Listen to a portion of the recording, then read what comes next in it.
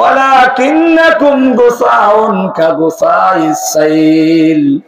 ও মুসলিম, আল্লাহর নবীর হাদিসগুলো ভালো করে বুঝার চেষ্টা করো।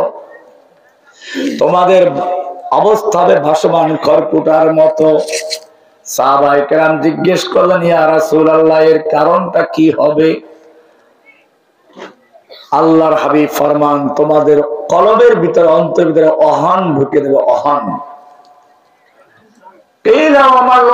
ইয়া রাসূলুল্লাহ, সাহাবায়ে কেরাম জিজ্ঞেস করলেন, ইয়া রাসূলুল্লাহ, ওয়াহান কি জিনিস? ক্বালা হুব্বুদ দুনিয়া ওয়া কারাহিয়াতুল মাউত।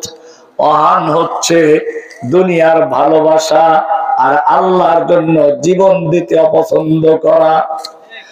তোমরা যেরকম ভাবে আল্লাহর পথে জীবন দিয়ে দাও, মুখ টান করে দাঁড়িয়ে যাও, যুদ্ধের ময়দানে ঝাঁপিয়ে পড়ো, বাঁচবো না মরবো তার কোনো পরোয়া করো না, এইরকম মুসলমানদের অবস্থা তখন থাকবে না। তারা কেমনে গা বাঁচাবে, কার দালালি করবে, নাস্তিক না মোরতাদ না হিন্দু না বৌদ্ধ, এসব দেখবে না। কিছু একটু পাইলো, কওমি জননী খেতাব দিয়ে দিল। কি গল্প! নেত্রী তাহাজ্জুদ পড়ে, কোরআন পড়া ছাড়া নাকি ঘর থেকে সকালে কাজই শুরু করে। সকল আলেমদেরকে মাহফিলের মঞ্চের থেকে, বক্তার সামনে থেকে মাইক কেড়ে নেওয়া হতো। মসজিদের খতিব সাহেবকে মিম্বরে অপমান করা হতো। ওলামায়ে কেরামদেরকে কারাগারে বন্দী করা হলো। এরপরে এই সমস্ত তাহাজ্জুদের গল্প আর কোরআন পড়ার গল্প শোনানো শয়তানের কাজ। কোরআন পরিষ্কার করে দিয়েছে, ওয়াল্লাযীনা কাফারু আমালুহুম কাসারাবিন বিকিআ।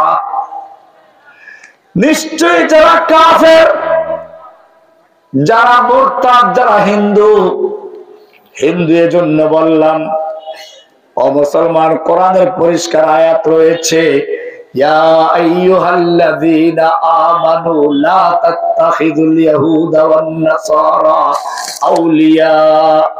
হে ঈমানদারগণ, খবরদার খবরদার, তোমরা ইহুদি খ্রিস্টানদেরকে, হিন্দু বৌদ্ধদেরকে তোমাদের বন্ধু বানাইও না, অভিভাবক বানাইও না, তোমাদের পরামর্শদাতা বানাইও না, উপদেষ্টা বানাইও না।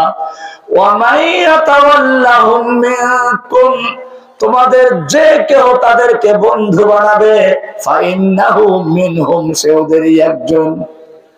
এবারে যেই লোকটা একটা নাপাক হিন্দু কসাইকে এনে বাংলাদেশের হাজার হাজার যুবকদের হত্যা করলো, তবুও তাকে আনতেই হবে, কারণ স্বামীকে যদি আনতে না পারে কাকে আনবে? তাও আবার অবৈধ স্বামী।